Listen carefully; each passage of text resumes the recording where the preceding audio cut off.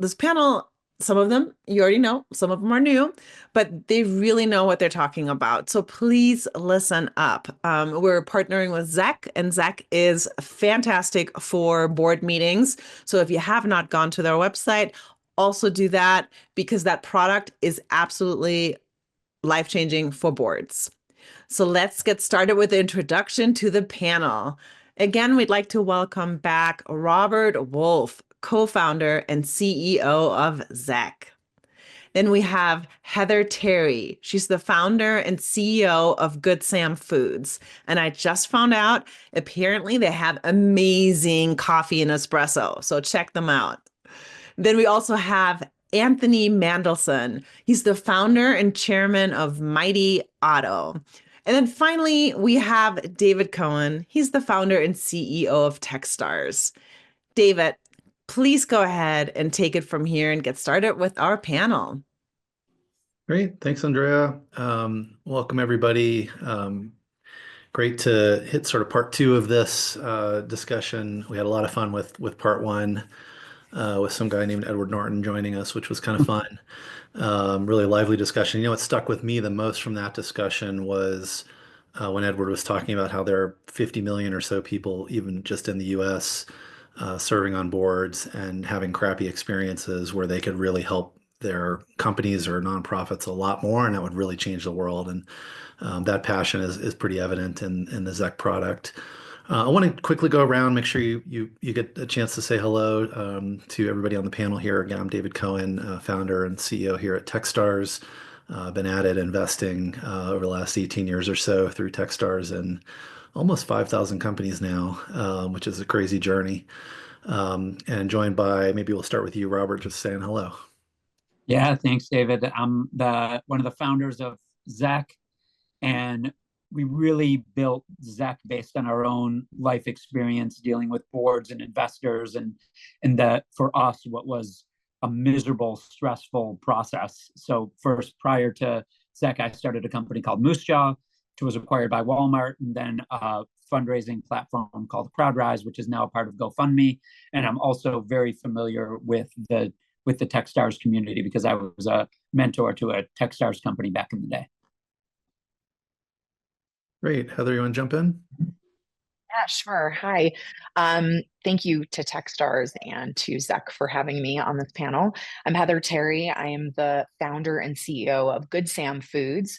GoodSAM operates in 9 different countries around the world, and we operate in 4 different verticals. So yes, coffee, but also chocolate, nuts, and fruit, solely in regeneratively farmed systems directly with farmers. And that means that our farmers, because there are no middlemen or brokers, make between 200 and 400% more, really trying to help create better economic ecosystems around the globe as it relates to our food system. The average age of a farmer is 65 years old, which should terrify all of us. There just isn't many opportunities. So really supporting our farmers and bringing excellent products to the market. You can find our stuff in places like Whole Foods. Cool. And Anthony, you ran away for a second, but we got you back. So I'm here. I thought we scared you off. No, I'm not. I'm ready for it, and thanks for having me. So I'm founder of Mighty Audio. We make a small screenless player that plays Spotify and Amazon Music without your phone. So if you think about the old iPod Shuffle, which is no longer around, that worked for MP3s, we kind of recreated that to work with streaming music for people who want music and podcasts without their phone. So we were part of Techstars in 2018, Techstars music program, and have been growing ever since. And we're primarily used now by athletes and actually by kids. So the kind of trend towards less screen time has worked very well for what we're offering. And we find that as I get into the business, I'll talk a little bit about how we invested at the company and what that means for how we run our investor meetings, and is probably similar to other startups and what they're going through. So I'm excited to speak about that. Great. Well, thanks everybody for being here. We talked a bit last time about Techstars' own experience with Zek. The board adopted Zek about 10 months ago, 9, 10 months ago now. And it's been a real game changer for us here at Techstars, which is why we're such big fans of it. Ultimately, I think we're just communicating better as a team, as a board. Zach helps enable that in a lot of ways. Maybe most notable thing that's ever happened to me on a board is one of my board members said, I actually look forward to getting the Zach. Like I'm like anxious to see it and get it and read it because I can do it on my couch on my phone. I can engage with it. It's just what I need, presented in a simple way. It facilitates the discussion. We end up talking much more about strategy than about reporting.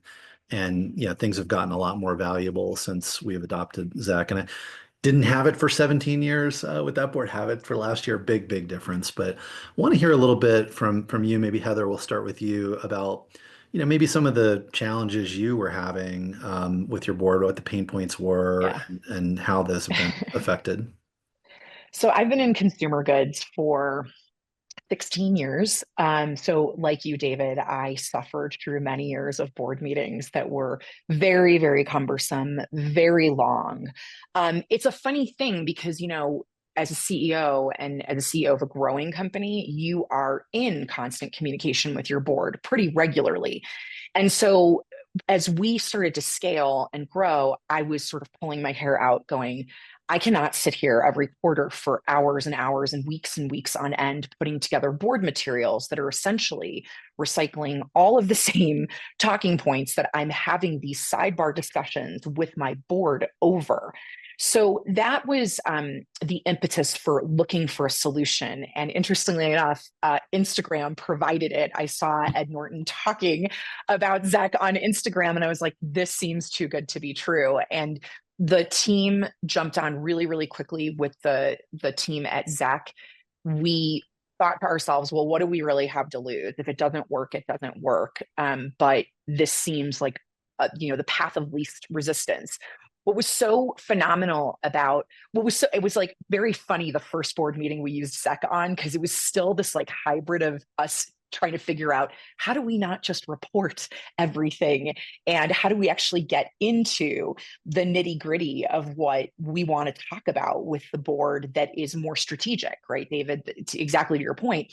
So that first meeting was so wonky and weird, but the board really loved the layout. To your point, David, being able to sit on a couch, be in a waiting room, whatever they're doing, being able to access that information directly on their phone.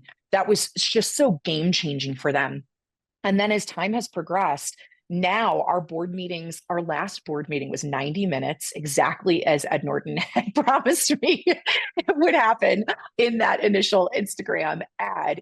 And our board members and our team are so much happier because it takes a lot of the time out of it. It level sets the entire company, financials, marketing, sales, and then we can really dig into those deep topics. We typically set it up so that the board has about a week before the meeting to ask questions about all the material presented.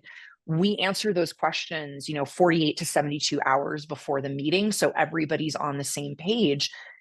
And we don't talk about that stuff at all. It's kind of magical. So it's really, really changed the game for us. Before having 3-hour, 4-hour board meetings, just really, really painful, very just long and daunting for everyone on the team. It's also taken some of our people out of the board meetings completely, where they don't even have to come spend time there anymore because that information is presented, it's understood, and we can move on to things that are just more important for the company to move forward. Awesome. Yeah, I want to come back and hit each company and talk a little bit about the specific ways you use it Yeah. and how that's had impact. But maybe Anthony, let's hear your story of adopting Zach. Like what triggered it and what have you noticed since then? Yeah, well, it's nice because I use Zec in a slightly different way that I think might be interesting for many of the attendees of the call. So I use it primarily for my investor group. So when I raise money, I raised it primarily through angels and smaller checks. And so we have 57 investors, 57. So that is a large group. And a large group of people who, regardless of check size, they care a lot about their investment and they're engaged. And my typical routine prior to using Zec was to put together a Google presentation with a lot of reporting, it presented on screen, and see if anybody asked questions. And in a group which, could range from 30 to 57 people, it ended up being me talking for a long time, no one else talking, and really just reporting on things that people could read in advance. And because of that, people did have questions, but they weren't asking them. And so then I would have a number of one-on-one conversations afterward.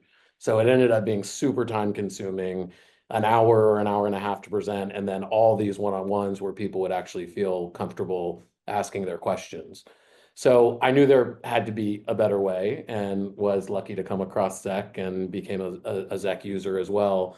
And what it's allowed me to do with such a large group of investors is primarily encourage dialogue in advance. So a little bit different than Heather, because we have so many people, we do get a number of comments. We answer as many of them as we can, but we'll specifically save a number of them for the group discussion, and then dive into those. So we assume everybody's read the ZEC, so we're holding them a little bit more accountable, I think, than we were before, or they wouldn't be getting the info they're looking for. And then we're strategically deciding which topics we want to dive into and responding to those real time. And it's made basically it's 10x my engagement with my investor group. And for me, I think the best thing that I can be doing where I am is being transparent with investors and having as much dialogue as possible, even if it's difficult dialogue. And I think this has really made that possible in a way it wasn't before.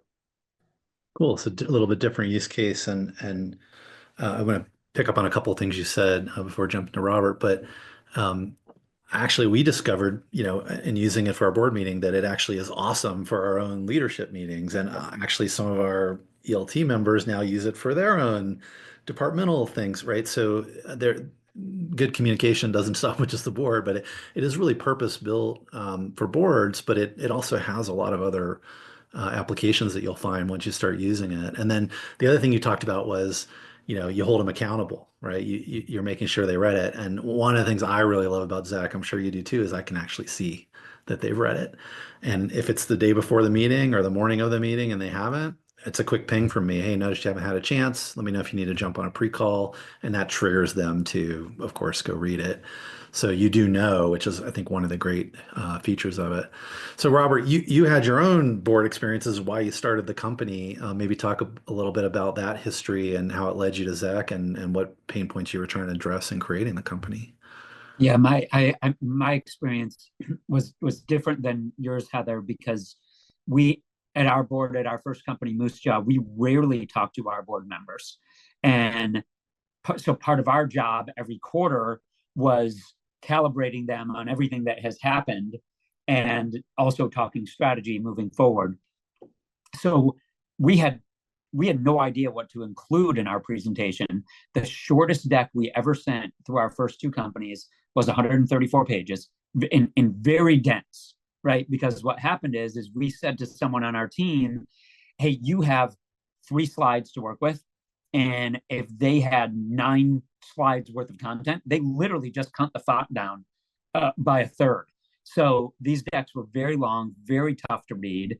And we would send it out 48 hours before the board meeting. We had no idea if the board looked at it. But the worst part was we would get into the room and for literally 8 straight hours, reread this presentation back to the board. And it felt like we were doing homework. We were getting nothing strategic out of it, and nor was the board getting any value out of it. So it was really a miserable, stressful process for everyone. And then when we started our second company, it was literally just rinse and repeat. So we would spend 100 hours as a leadership team putting these presentations together. We would send it in a format that no one could read on their phone. And then same thing, we had 4 years worth of board meetings at our second company, CrowdRise. I'm in Detroit. That's where our company is. Only one of those board meetings was in Detroit. So my point is, we flew for this grandiose meeting every time, and it was terrible. They were all bad. I genuinely, no bullshit, thought we were the only ones who were bad at it. I didn't realize that this angst was universal till I sort of got out there in the world and started serving on boards. And that was really the catalyst to us launching ZEC. We just couldn't believe that the process hadn't changed PowerPoint launched in 1987. And so we are literally using a tool that my guess is older than most of the people listening to this webinar. And that's just crazy, right? So that's why we launched ZEC, was to solve those problems. Yeah. Thanks for calling me out on that one. Yes, that was purposeful. Round. Yeah, I Yes. appreciate that. So, one of the things you mentioned, Heather, that I thought was super interesting to dig into is, people think it's like, oh, okay, it's board software. Like, what does that really mean? Is it just a repository? Like, there are products out there that maybe you've looked at that allow you to just put your PDF somewhere and track comments or whatever, and they're really security access mechanisms and things. ZEC is much more a collaboration tool. I think that's, again, purpose built. You talked about not only does the board like it a lot more, so does my internal team, right? And so describe a little bit about how your team is sort of happier in what they were doing before versus what they're doing now, or how they're getting more out of it. Yeah, I think that first of all, just the software itself is really easy to use. And so the team is able to, they're working, I'll use our sales team as an example. Sales is always working on numbers, charts, how they frame, our growth. They're constantly presenting to retailers, so they have a lot of information. I think what ZEC's really allowed them to do is take a lot of that information that they're already building all of the time and present it to the board in a way that really makes sense to them. So using not only the way that they've constructed the information for retailers, but then popping it into the AI and seeing how the AI spits it back out to them. It's not always perfect, but it often gives them another idea, or it shifts something for them in terms of how they're going to present it in the board materials to make it a little clearer, a little cleaner. I can't understate how it has taken so much time out of the prep of the meeting, even for our design team.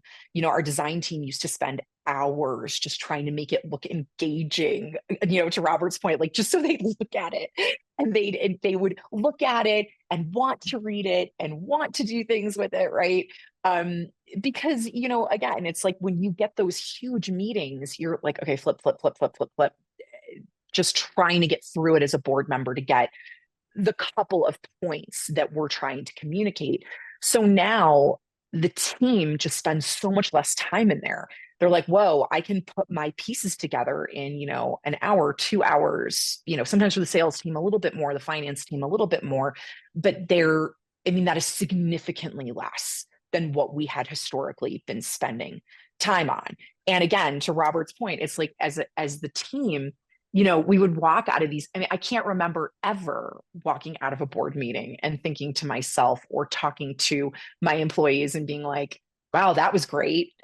It was never that. It was never great. It was always, did we talk too long about that? Did we share too much? Did we freak them out? Like what is the tone? What's the vibe that they got from us? It was always horrible because that reporting structure is so it makes you feel like you're talking to your parents or something. And I think what ZEC's really been able to do for us is, again, streamline the process so that the team that's going in to be asked questions or to go into those deep dives, because we've really taken that quite seriously, like doing these deep dives, which our board loves. They feel so much more confident walking into the room. They feel ready, prepared, so much more streamlined. They also, in the questions, again, they get a sense of what matters to the board. And in the back end of ZEC, analyzing where the board is spending the most time. And what we've started to do now is understand where historically people spend more time over ZEC over ZEC over ZEC. We're able to tailor those ZECs more to what we know they really want to dig in and spend time on. So there's so many attributes of this that has been really wonderful for our team, but also just building that confidence, I think, of the leadership team to be able to go into a board meeting with that confidence and understanding what the board really wants to see from them has been totally game changing for them. And for myself too, because I don't know who said it, but the CEO sort of sitting there just wah, wah, wah, wah, wah, wah, wah, wah, wah. It's so painful. And so we've really eliminated that completely across the board. My own similar experience with the Techstars board was the CFO in particular, and FP&A and that group preparing this like, 15 pages of just financial Yeah, stuff, right? And it's beautiful and it's, charts and everything.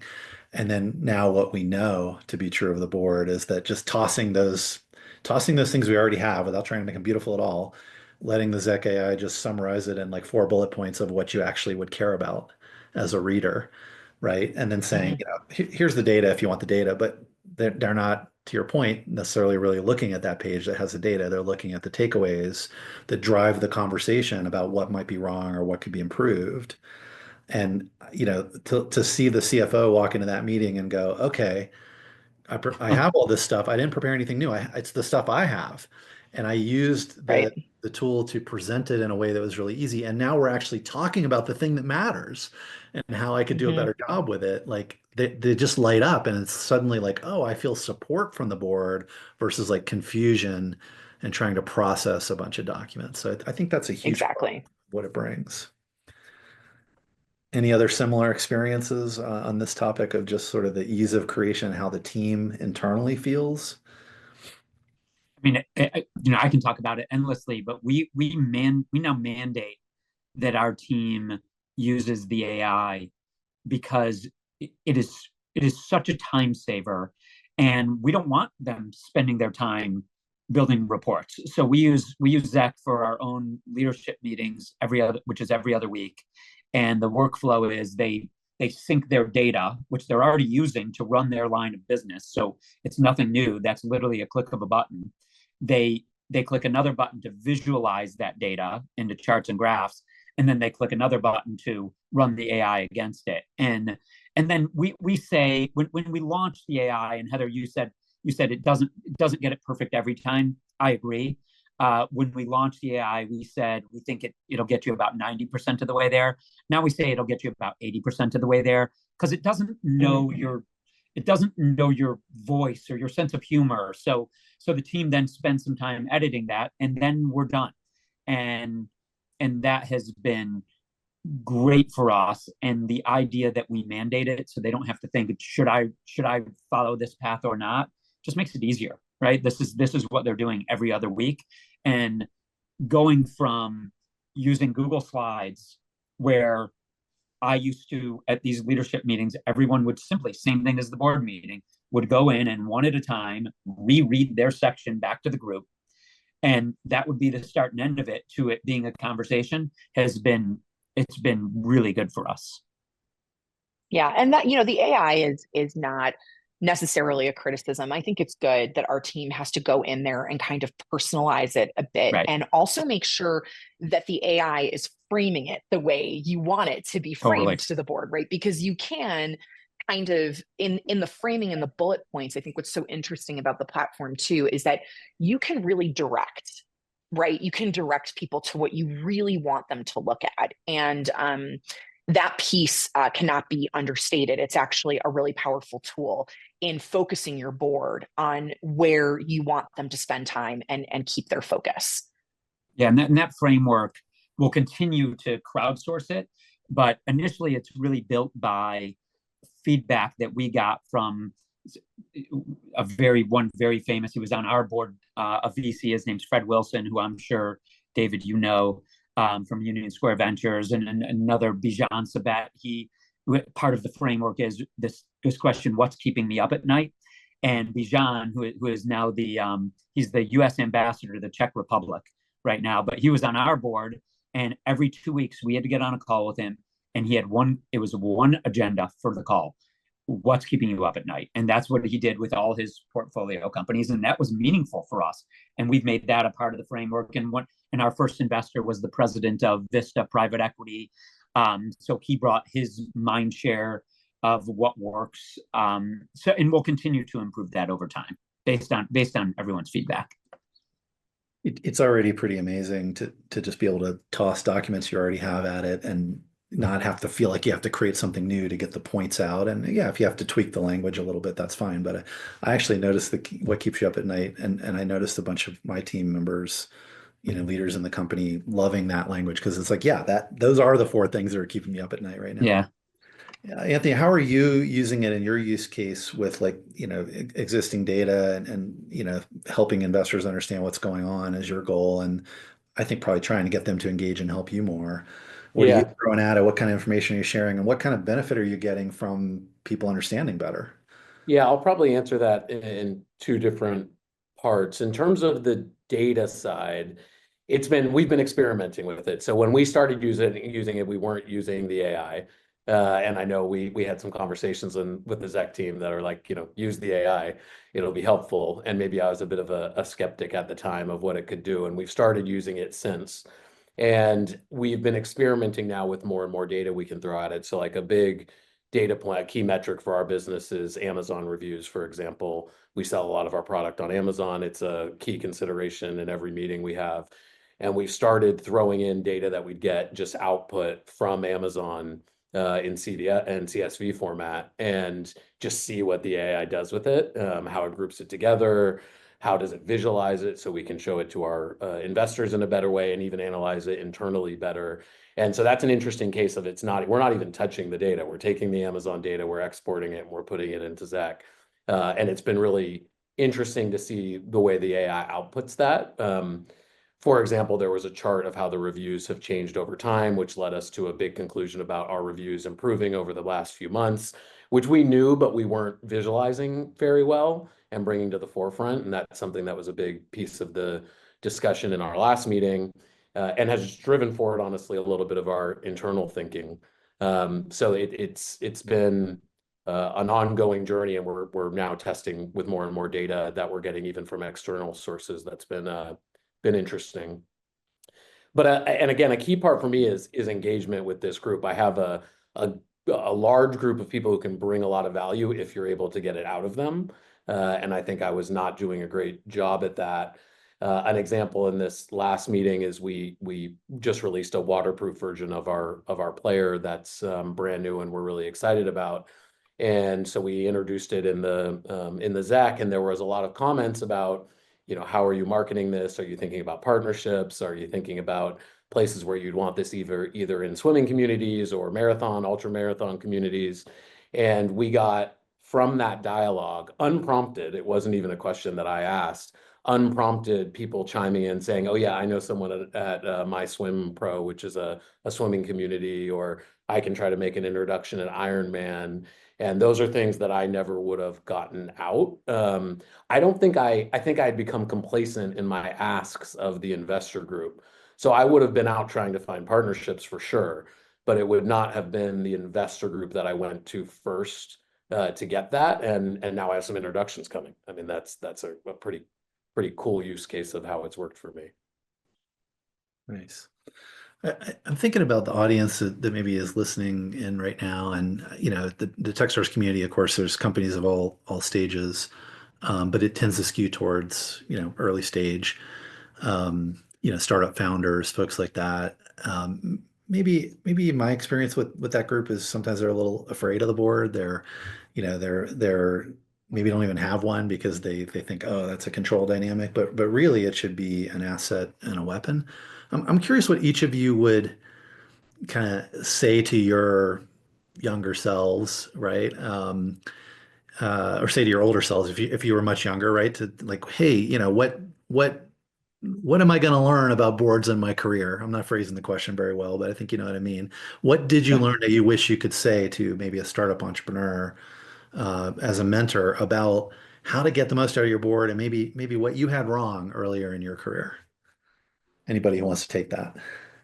Yeah, I think David, it's exactly what you said. I think oftentimes startup founders, and certainly myself, for many years, kind of scared of your BOD, right? Like you're kind of afraid that they're going to do something to you or demand something of you, or that you won't look good in front of them, or they may question your competency based on what it is that you're putting out. And certainly that I think that's why the nature of a board meeting has always been about reporting and let me tell you everything that we're doing. Let me tell you the whole thing. It's like it feels so chaotic and almost like word vomit in a traditional meeting, especially for the CEO who's just trying to prove themselves over and over again and sees the board as an adversarial group.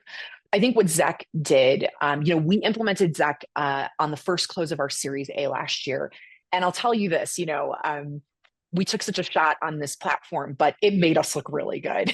And, immediately the platform made us look like the smartest people that our board had ever engaged with, right? Just by the nature of how it's laid out. So thank you, Robert, for creating the product. You made us look so good for our new board coming in. And they were so excited by that promise of, oh, a board meeting could be 90 minutes. It doesn't have to be this painful, awful, extractive thing for the team and the CEO. I think, really understanding that through a platform like this in particular, how you can really create a spirit of collaboration on the board. And look, these people invested in you for a reason, right? They're not here to make your life harder. But what makes it harder is a lack of communication, which is typically what we feel between the board members and the leadership team and the CEO.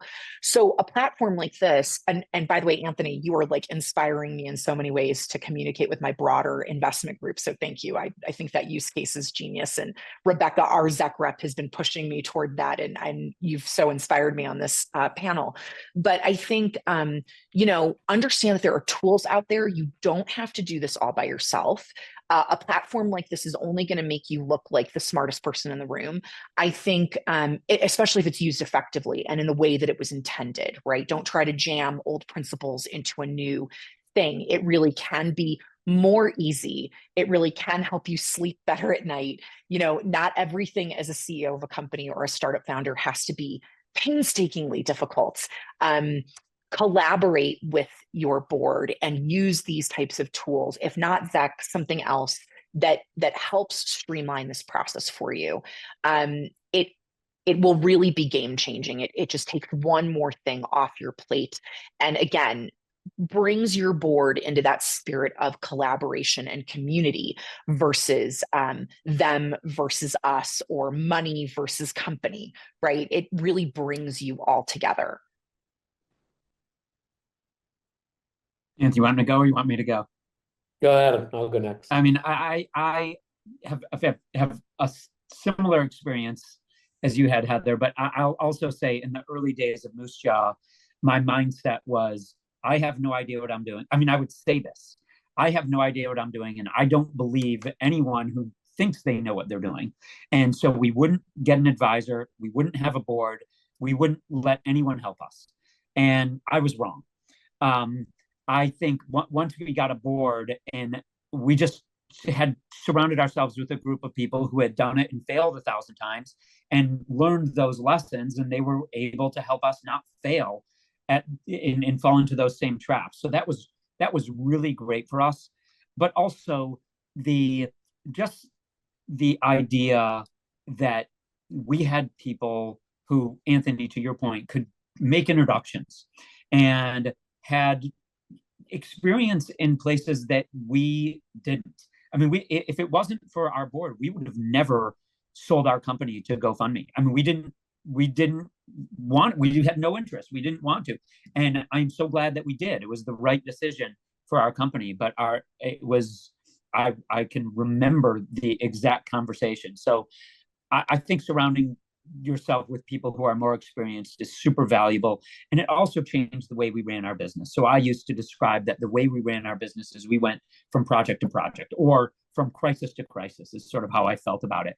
When we had a board and had to be accountable to hit the goal for the next quarter, that changed the way we ran the business. So we were just hell bent on hitting those goals, as opposed to solely spending time solving sort of the next issue that came up in customer service. So it was phenomenal for us, but we got there very begrudgingly. Maybe I'll take a slightly different spin on it. I do also have, an advisory board of sorts. Then in the beginning, I felt I didn't have time for it. That was kind of my internal thinking, was like, there's so much to do. I'm focused on product. I'm focused on sales. I don't have time for this. And when things got hard in the business, because things will get hard, things have certainly gotten hard in our business, it can feel pretty alone. And I think that if you have the right people on the board, they're really your confidants, your mentors, the ones that you can go to when things get really hard. There's certain times as a CEO, things get hard and you want to be transparent to a certain extent with your team, but there's a different conversation that you have with your board. And for me, I wish I had had that in the beginning. When things got hard, I then implemented that and have had it ever since. And so for me, I actually can't think about operating the business without the advisory board now, because that's who I turn to when things get really hard. And yeah, I can't imagine operating it without it. So that's what I would tell myself now. Now, what I would say to the David with more hair and less of it gray is, like, hey, the board is probably at least as important as the leadership team in terms of the team. Like you have to think of it as a team, like you think of your leadership team, right? And maybe they're probably more connected, more experienced people, bigger networks. Maybe not, but it's one of the two really important teams, right? That you deal with as a CEO, and you have to think of it that way and get it working and behaving that way. And I think I used to think of it as, um, not the enemy at all, but like a little bit of like I got to keep them at arm's length. I'm telling them everything's great. I'm, trying to show them that and prove that to them, as opposed to like, hey, we're a team. We all want to be successful here, right? Here's what's going on. Here's what the challenges are. And so I've just totally changed my mentality on that. And Zech is a way to really lean into that because that's really what it does. I got one more question. I want to open it up for questions that are coming in. So if you have a question, post it and we'll try to hit it. My last maybe go around. Let's get specific for people. Like, can everybody think of one really good example of how Zech led to an outcome with your board or your investors that you're willing to share? Maybe going around. So I don't know, Heather, you want to jump in on that one? I'm guessing you have a few top of mind. Yeah, I think that, gosh, all our deep dives have been so good since we started, because that deep dive section of the Zech. So for those of you that aren't familiar, there's a structure in the way that it's suggested by Zech to do these two deep dives that are really important topics. And you know what's so funny about it, David, is before Zech, again, we were just in that reporting cadence, and then getting into Zech, those deep dives have become core of our entire um, the core of our entire meeting now. And those are really important topics. We're still what I would call startup, but we just raised a Series A. And so one of the big topics of conversation has been some acquisitions, right? So we've been dealing with some potential acquisitions on the table of smaller companies that we want to potentially absorb at GoodSAM in order to really continue to create this machine and vertically integrate in food, which can be really important. So, having those deeper discussions and just the concerns, the challenges, the positives, right, have really reframed the way we've been talking about that in particular. And I think some of that's been kind of surprising for me as the CEO. Things that I otherwise might never have heard people talk about on those topics have become really big points of either concern or championing for those particular actions by the company. So it's really opened my eyes to, some of the ways that my board members even think, because I've been able to do more deeper thinking with them. And I've gotten to know them, the Series A investors in particular, a lot better, a lot faster, which means that I can, to Anthony's point, start to utilize them, right, in a way that makes more sense, understanding their strengths, their networks, what they're able to bring to the table.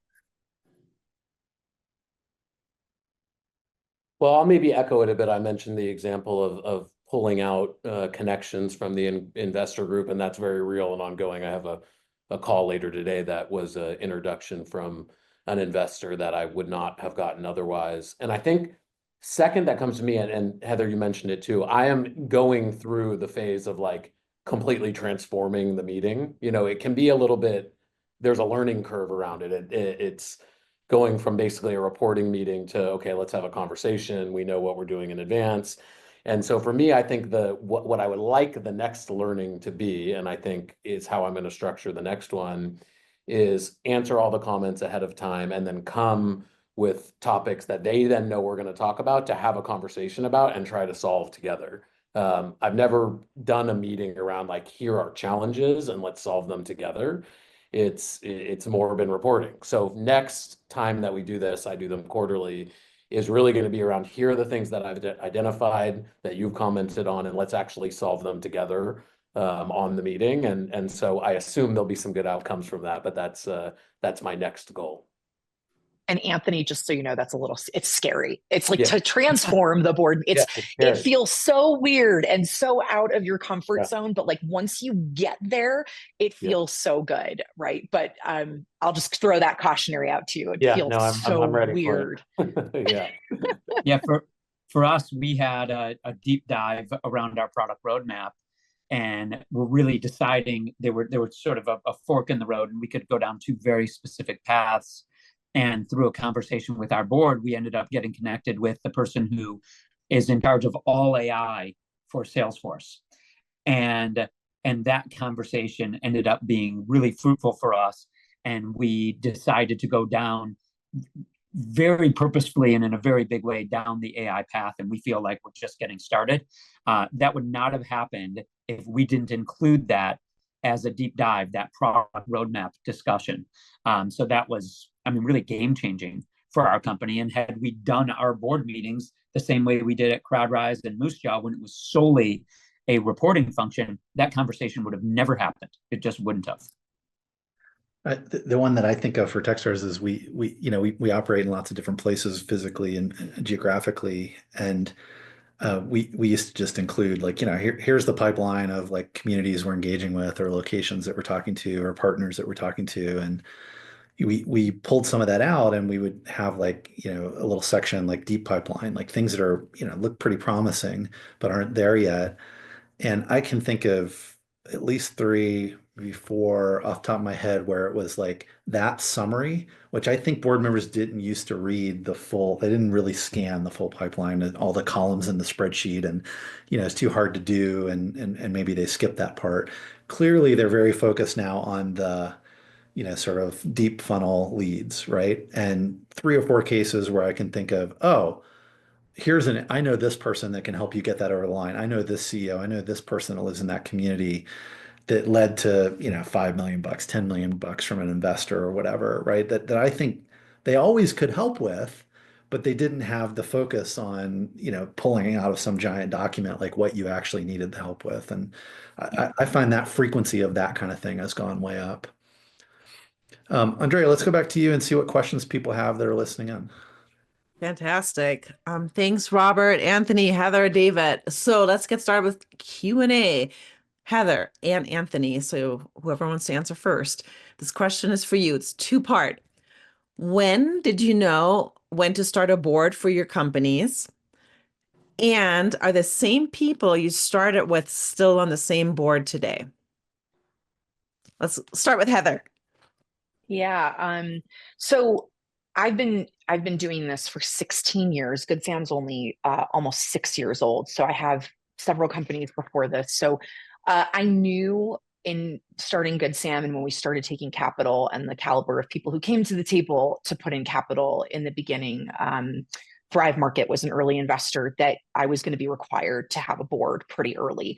That early board was really friendly. Our initial capital, it was, again, really reporting and then them kind of going, yay for you guys. It was, because they knew what was going on in the day-to-day business. That can be a nice way to start. Some of your early investors can be really great at doing a lot of cheerleading, really trying to help keep you focused, asking some good questions, and being there for you. So for me, it was not so much that I was wanting to form a board, in that so much that I was required to have one. From there, in the Series A shift, we are losing those board members, and there is a big shift in the company happening now. So what that meant was that, you know, we took really strategic capital on the impact side. So we have LATAM, Latin American focused impact investors primarily at the table with us. So the nature even of the board meetings has changed, you know, to have like the impact piece, the financial piece, the sales piece, the marketing piece, really understanding what's important to those investors and how we structure the board meeting around it has been part of our evolution, right? So this is a friendly board, but also a board that's holding us super accountable to what we've promised to do post Series A financing. So I think that it changes with the nature of the financing. And Robert, maybe you have something to say about this too, because you've raised a lot of capital over the years. You know, it changes with the nature of the financing and who is coming to the table to participate based on the goals that you have as a company. So yes, we've had a big shift in our board composition in the last couple of months. Slightly different in my scenario because we didn't end up raising a Series A. We did a relatively large seed round and then haven't raised capital since then. So it was actually when I went through Techstars Music that I was encouraged to kind of start thinking about that, given where we were in the company. And so implemented the first kind of structure of the board right when I finished Techstars Music, which was in 2018. I had started the company in 2016. And I have had the same group ever since. So for me, it's, I guess because we didn't raise new capital, you know, I felt like I had a strong group of people across music, consumer electronics. And so I've stuck with that group. We've added one person since then. But it's very much been the same group now for many years. This is more about with Zach changing the way that we work with them. And that goes also with the broader investor group, but even with the smaller advisory group. So trying to get more out of them, I would say now through Zach. I'll just add one other thing about like board composition and when boards change. Oftentimes, when early stage capital comes in, if you've got really good board members, they know when it's time to bow out. They know when they've given everything that they can give and then need to let the next group come in because the initiatives and the objectives of the company have changed. So there's always going to be evolution to some degree. Yeah. Yeah, and that's good. And I think you know, if it's the same for a decade, right, you probably are missing something because the business is changing. And I think you want to think about what are the gaps you have as a CEO or as a team and try to fill those gaps. And those needs are going to change over time. By the way, in my case, pretty closely held companies still technically don't have to have a board, but we do because it's an asset and we have lots of outside help with it. And we've had it for a long time for that reason. Like we intentionally created it because we know the power of it. Got it. All right, Robert, with AI constantly improving, how do you stay on top of all these changes? Um, Pretty relentlessly with a team that is very focused on it. Also, I'm a big believer in luck, and one of our investors is Coastal Ventures, which is also a major investor in OpenAI. So there's some synergy there, which is helpful to us. But we have very specifically decided to spend a lot of energy on AI. I think that AI for niche use cases like Zach is very effective. And so it is a resource and bandwidth issue. And we've decided to focus on AI specifically. And I think what we have launched so far is pretty cool. What is coming is absolutely mind blowing. Like we actually we've been in an all company meeting the last day and a half, and I got to see a demo of what's coming next, and it is amazing. So we're pretty psyched about it. But to answer your question specifically, it's just we're putting the time into it. Yeah, for sure. I love to hear what's coming next, but I want to ask you a question first. The nonprofit version of Zach, is that any different than the for-profit? Talk about that a little bit. Yeah, so Zach, we have, and Heather, you alluded to this, but there's a framework, right? So the framework is different for the nonprofits than for profits. And again, definitely crowdsourced, right? So we are the last people to believe our own bullshit. So we take feedback from the community very seriously.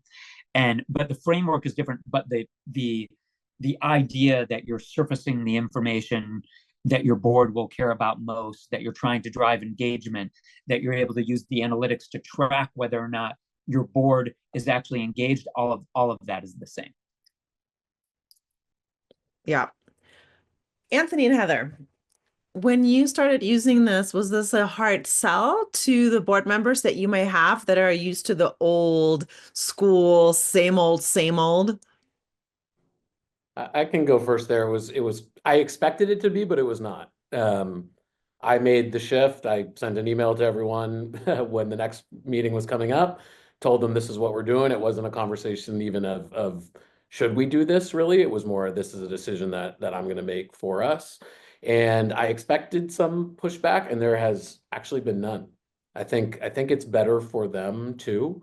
I think the transparency they get and the engagement that we get as a group has been welcomed by the broader investor group in a really positive way. And I've had no pushback, so it's an easy answer.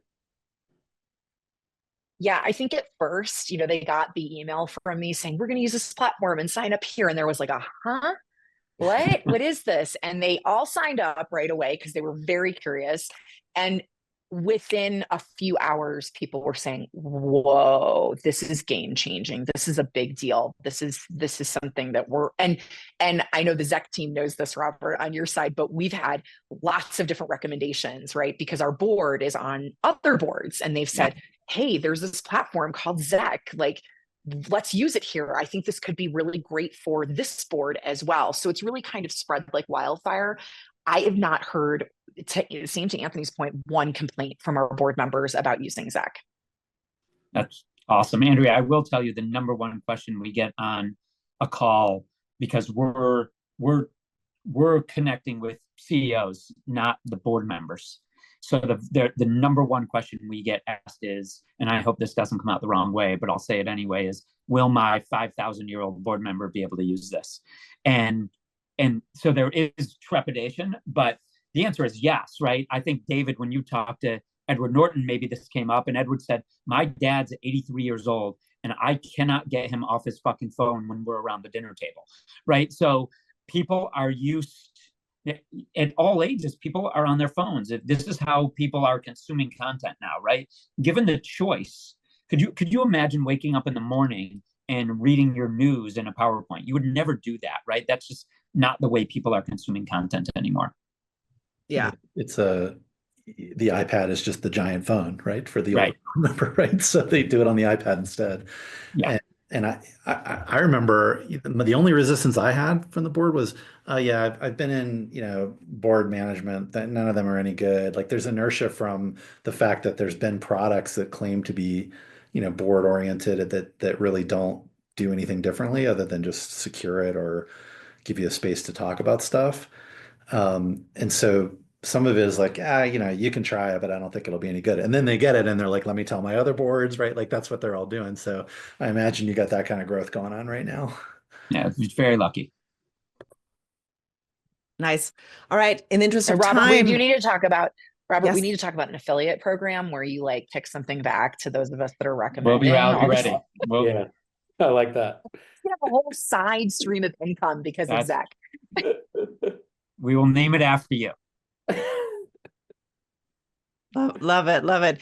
All right. In the interest of time, we are going to wrap up. This is the last question, and this is for Robert.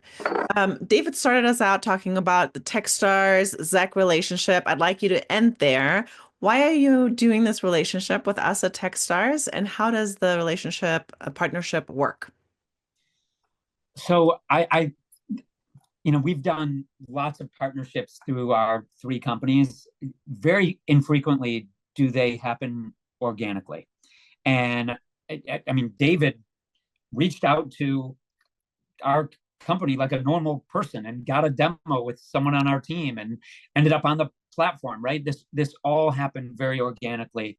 which was so awesome. And I think I don't want this to come out the wrong way or seem weird, but we get lots of inbound for partnerships like this. This is the only one where we've embraced it, and not just because we think the community is relevant, but really because David and all of you at Techstars have embraced Zach with such, to say open arms is an understatement, but it's not just you're using the product, but I feel like it's a partnership. David has given us lots of positive feedback that and product feedback that we have reacted to. So it definitely feels different and much cooler and easier.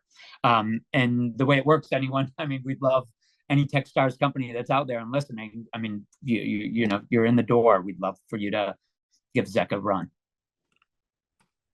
Yes, and thanks for your partnership. You've been really easy to work with. Well, we try and make it fun, right? I mean, for us, our board meetings were so miserable and stressful that we really want to flip that, right? And if, Heather, you were talking a little bit about like that there were a reporting function.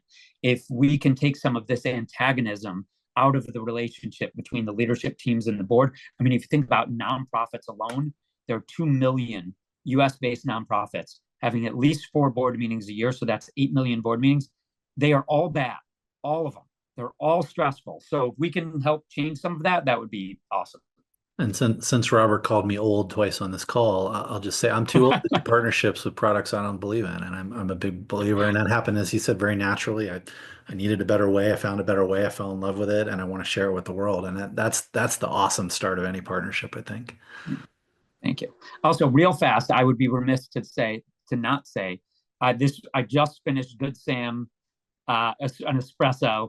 And I ran the New York Marathon using my Mighty, and it was religious. I could never have run without it. So just wanted to throw that out there before we hung up. Thank you so much for that plug, Robert. I appreciate you. Well deserved. I wouldn't have said it otherwise. I'm a coffee fanatic. Nice. All right. Well, thank you, Heather. Thank you, Anthony, Robert, and David. We did put the Zach website in the chat, so make sure you check that out. If you want to meet with a team over at Zach, just go over onto their website. Thank you all for joining us. The recording for this event is going to get sent out into your inbox, so make sure you check that out if you want to look at it again. Have a great day, everybody.